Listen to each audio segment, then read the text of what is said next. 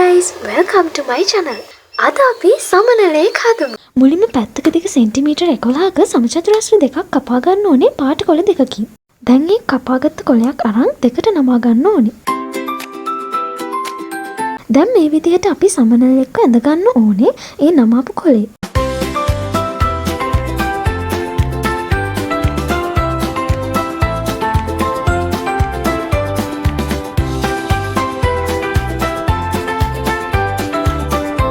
මෙන්න මේ විදිහේ සමනලයක් තමයි අපි ඇඳ ගන්න ඕනේ.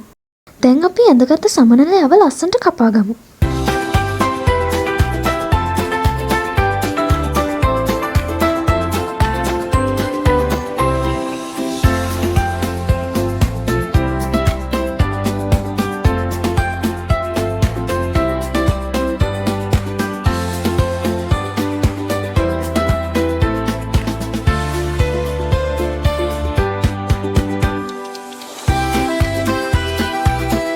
දැන් අපි කපාගත්ත සමනලයව දිගෑරියම මේ විදිහට තමයි එන්නේ.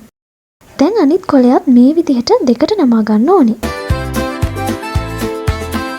දැන් අපි අර කපාගත්ත සමනලයව මේ නිල් පාට කොළේ උඩින් තියලා තවත් සමනලයක්ව ඇඳ ගන්න ඕනේ.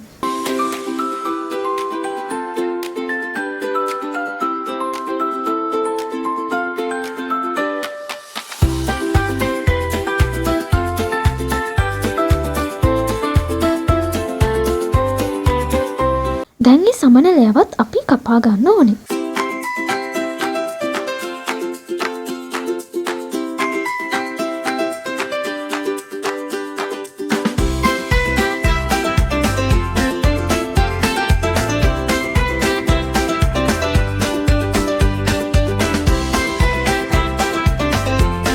දැන් ඒක දිගෑරියම ලස්සන සමනලයක් එනවා. ඊළඟට අපි මේ විදිහට මේ වගේ හැඩ දෙකක් ඇඳ ගන්න ඕනේ සමනලයගේ. මෙන්න මේ විදිහට තමයි ඒක ඇඳ ගන්න ඕනේ.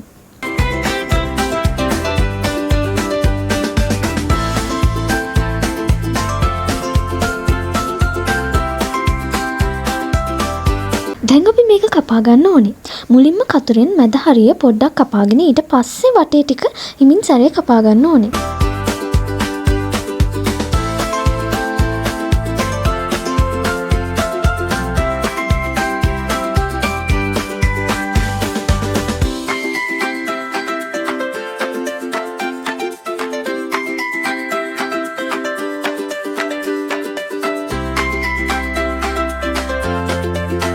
ඒ විදියටම අනිත් එකත් කපා ගන්න ඕනේ.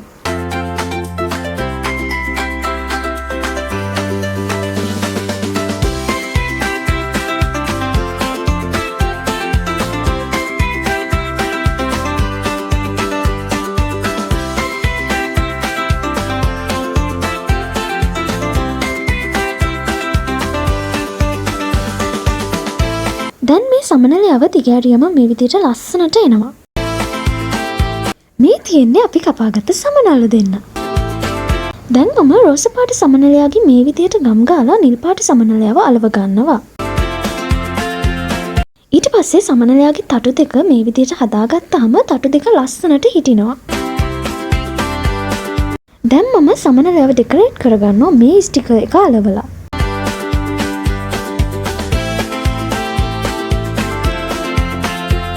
දැන් සමනලයාගේ තටු මේ විදියට හදාගන්න ඕනේ. එතකොට තමයි මේ විදියට තටු දෙක ලස්සනට එන්නේ. මේ තියෙන්නේ අපි හදාගත්ත සමනලයා. මම තව ලස්සන කහ පාටයි රෝස පාටයි සමනලයකුත් හැදුවා. ඉතින් ඔයාලටත් පුළුවන් මම කියලා දුන්න විදිහට මේ ලස්සන සමනල්ලු හදාගන්න. ඔයාලට මේ සමනල්ලු පාවිච්චි කරලා බිත්ති සැරසිලි කරන්න පුළුවන්. උපන්දින කාඩ් වලට අලවන්න පුළුවන්. ඒ විදිහට ලස්සන නිර්මාණ හදාගන්න පුළුවන්.